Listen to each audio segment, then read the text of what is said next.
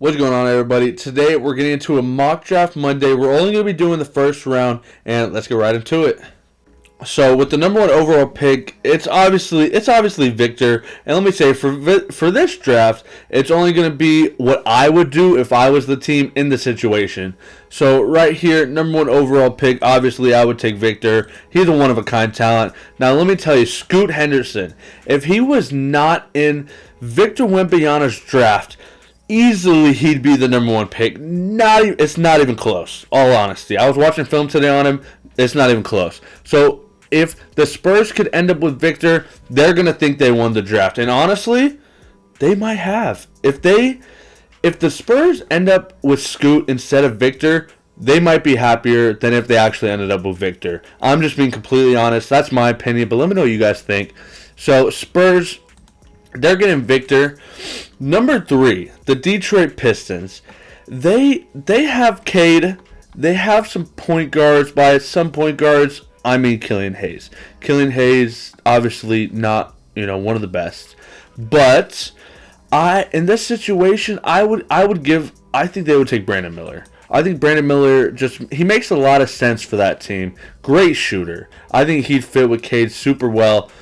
And then here for the Hornets, they have LaMelo. I don't want to see two, ball dominant players with Amen and LaMelo, even though that would be extremely scary. The athleticism from Amen and the passing ability from both of them would be crazy. But I just think Asar just fits better, in my opinion. So I would give them Asar. Now, if you guys don't know, I'm a Magic fan. If we end up with Amen Thompson, dude, I'm ecstatic. So here, I'm taking Amen. If he could get, if Amen Thompson, if Amen Thompson could get, a really good, or not even a really good, just a solid jumper, he could be a top 2, top 3 talent in this year's draft, in all honesty. Now, right here, we got the Pacers. They have Tyrese. I think in this situation, they would take a Jarris Walker. I think it makes sense. I know a lot of people are extremely high on Jarris Walker. I think he's good, but I've seen some people have him as the top 3 player. I don't see that at all. But, obviously, that's my opinion. Let me know what you guys think. Now here, the Magic, another pick. If we can get pick 7 and, maybe a pick 2 and get Scoot, dude, if we can end up with Scoot, and in this situation, I would take a Cam Whitmore. Obviously, in the draft, I gave us Amen Thompson because Scoot obviously wouldn't fall that far. But if we could get Cam Whitmore at a 7th overall pick or around that area, I'd be ecstatic. Now here, we have the Pelicans. I would take, in my opinion, best player available, Nick Smith Jr., but he has been so hurt this year, which is kind of making me a little bit nervous. So hopefully, he gets all that cleared up before playoffs and obviously, March Madness. But here, best player available, that's who I would take. Now, we have the Toronto Raptors. If I was them, I'm taking Anthony Black. They love, big players that are, can switch. And I think Anthony Black fits that perfectly. They need a point guard. He can be a point guard. I've seen some very, very, very promising passing ability from him. Now, I've seen some people think Keontae George. Now, look, this is my opinion, obviously. I'm not a big Keontae George fan. I think he is a professional. Easily. His scoring ability is phenomenal. But him translating to the NBA, I just don't see it, personally. That's just my opinion, though. Let me know what you guys think. But, here, I would definitely give them Anthony Black. Here in this situation, we have the Trailblazers. They have Anthony Simons, Dame. This is a tough one. I think they should build around Anthony Simons, but I just don't think they're ever going to get rid of Dame, which I think is a mistake on their part. They should try to capitalize. But here, if I was them, honestly, I hope I'm saying his name right, but Kyle Flipanowski, I really, really hope I'm saying that right. From Duke, I love his game. I think he could be one of the steals of the draft. I saw people have him go in the 2nd round. But here in this situation, I would actually consider taking him. It's hard for me not to take him, but I think in this situation, I would take a Jet Howard at 10 to get some shooters. But Now we're at pick 11. Here, honestly, I wouldn't mind a Keontae George. He, maybe can learn to be a point guard, but if he can learn to be a scorer behind one of the best that the Washington Wizards have obviously ever seen, and one of the best in the NBA, kind of, not one of the greatest, but a very, very, very good one in the NBA in Bradley Beal. If he can learn behind Bradley Beal, then I think, he has some promise. So I'd be comfortable taking him there. Now in this situation, we have the Utah Jazz, who have a lot of really solid players. Now you can see their roster right here. Casson Wallace just seems like a Utah Jazz type of player. I think they're going to end up drafting him, and I really like that pick. I would do the same personally.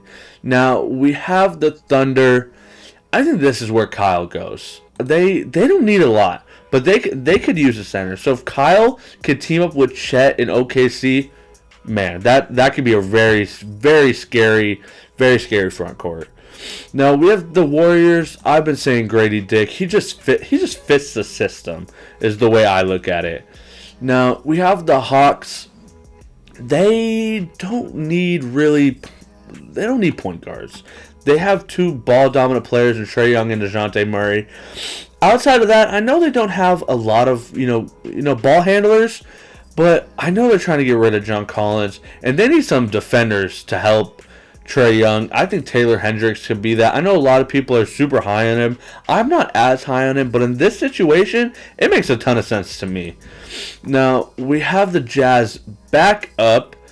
I would take Jalen Hood-Schifino. I know they took Casson Wallace, but I don't see him as a true point guard. I see him as, a good secondary ball handler that just knows how to play basketball very well. But I think Jalen Hood-Schifino could be the true point guard that the Jazz need. If Jalen Hood-Schifino goes to the Jazz, I think his career could skyrocket. He could be the leading point guard, and his feel for the game, it's just super elite.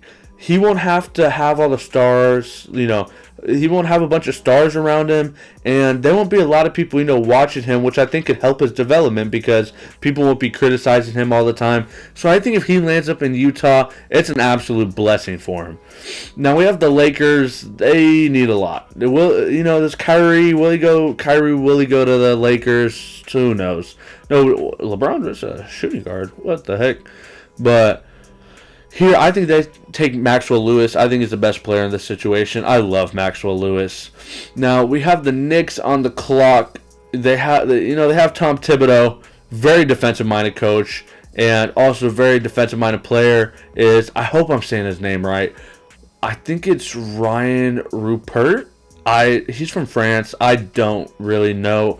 I'm sorry, but let me tell you, he is a lockdown defender. I think he would fit that team phenomenally. Now we have the Nets, who you can see the roster right here. They have a bunch of good players. They got Seth Curry, Mikal Bridges, Dorian Finney-Smith, Nick Claxton, obviously been amazing, Spencer Dinwiddie, Cameron Johnson. They just have so many good players. They don't have a star player, though, but here in this situation, it's hard to get a star player. Obviously, this far in the draft, I would take Bryce from Ohio State. He's a good player. I'm not as high on him as a lot of people, but I still think he's a very good player. Obviously, he's a good scorer. But yeah, I would feel comfortable taking him right there, honestly. Now, the Rockets, man. Rockets need everything. I would try to take a Chris Murray, an older player. Hopefully, he could help change something around. They're just a mess right now, but I think that would be the best. The Rockets should stay away from young players right now. Like, they need to try to build something. They're not building anything. Now, pick 21, I would take G.G. Jackson. They need a 4. If the Heat could develop G.G. Jackson into something very good, obviously it's worth the pick. But he's still a super raw talent. They're going to have to be patient with him. But I still think that's a great pick for them. Now we have 22. We have the Trailblazers. This is a tough spot. I know a lot of people are higher on Derek Lively. I'm not as high as most people. But I think in this situation, to be a backup center for a couple of years, Drew Eubanks has been pretty good this year. but I think they could take a Derek Lively and try to develop him. Now, the Kings, shout out my guy Rev. He's working with the Kings now. Absolutely, he's turned into my brother now. Like, that's my guy. Now, in this situation, I've been mocking Leonard Miller to the Kings so much. I'm a big Leonard Miller fan, super raw talent, but I think if he goes to a team like the Kings, his career could just skyrocket. I really hope he goes to the Kings. He's 6'10", young, lengthy. He has a promising looking jumper too. But now we're here with the Nets. I want to say Jordan Hawkins. I just don't. I don't think so, actually. Here, I want to say Dariq Whitehead, though, but he reminds me of Cam Thomas a little bit. So it's like, I don't want to, just keep giving I don't want to give them another Cam Thomas. But I think Dariq Whitehead has potential to be a point guard, but I just don't know if he can be. That's obviously the problem. I think they need a good, facilitator.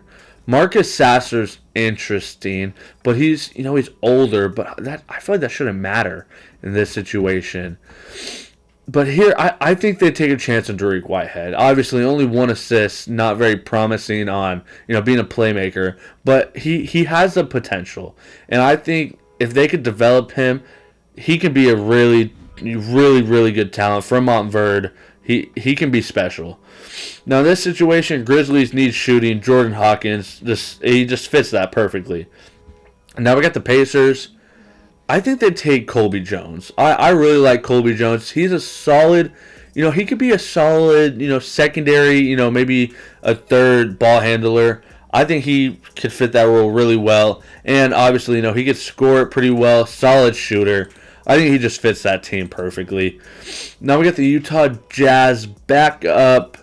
Here, I would... this one's a tough one. I would take a chance on Khalil Ware. I would take that chance, honestly. Him and Walker Kessler can, battle it out. Maybe that pushes both of them to try to get better. I think that's a solid pick. Now, in this situation, the Hornets, I would take a Dylan Mitchell, in all honesty. That'd be crazy. If you think about it, Dylan Mitchell getting lobs from LaMelo, that'd be absolutely nuts. Now here we have the Clippers. I think Marcus Sasser just makes a lot of sense. I know I'm having Terquavion Smith fall in this draft. I know he was pretty high, and I've seen a lot of mock drafts to start the year. I'm not a fan of his game personally, but I think Marcus Sasser to the Clippers would be perfect. And now we got the 30th pick.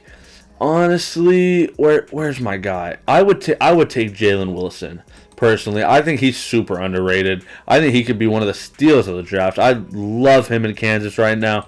But, there's the mock draft. You can look, stop the video, look through it right there. But that's going to do it for today's video. I hope you guys did enjoy the mock draft. Obviously, it's just my opinion. But let me know what you guys think in the comments below. If you guys did enjoy, make sure to like, comment, and subscribe. And I'm going to catch you guys in the next time. Peace.